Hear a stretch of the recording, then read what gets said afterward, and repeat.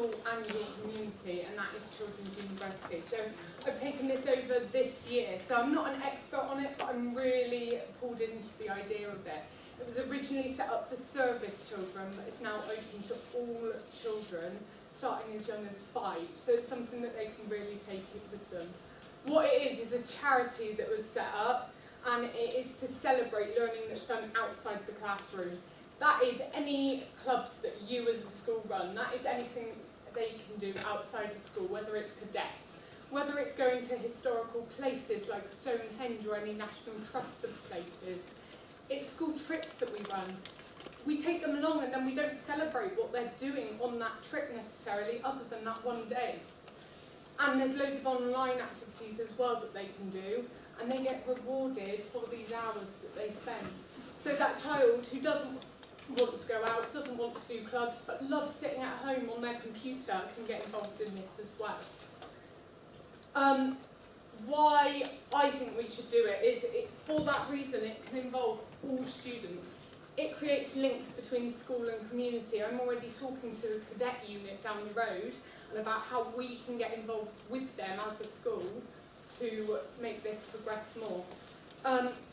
It can act as an extra aspect of transition, whether that's from primary school or if you've got a child who you know is going to move school, it's something they can carry on and take with them, where sometimes that idea of moving school, they've left everything they've done behind.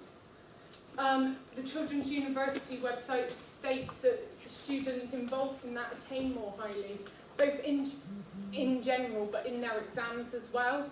And the longer that they're involved, the better that they do in their exams. It can be used as part of their volunteering towards the Duke of Edinburgh. And for the older students who, you know, maybe won't have a lot to go on their CV, they can put this on. And a lot more employers and colleges are recognising it as something that they've done. But the biggest thing is just to celebrate our students, because sometimes we forget to do that.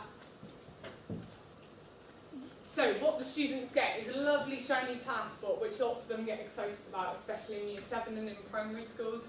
And for every hour that they do an activity, they go write it down and they get a stamp. And eventually that all adds up and they get rewards for that. And that can be awards, certificates, it goes on to up to diploma level.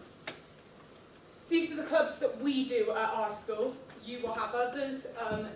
Lots of ideas there, but as I said, there's lots of things outside of school as well. Now, if you have lovely John here who plays football for an hour a week, you've got 39 weeks in the school year, that's 39 hours, and he's got his bronze award.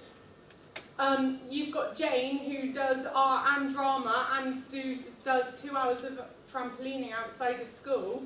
She's getting up to 156 hours in the school year. And this runs for every year, and she's getting on rewards for that. It's really easy to set up. Some of you are thinking, I haven't got time. We can set you up, because I'm running this with Children's University, but you set it up, you give an assembly to introduce the scheme, and then you hand your passports out, and the kids do the rest, so it's not a lot of time. I've been contacting the kids to talk about which clubs they're involved in outside of school so that we can get more locations, because in this area there's not much.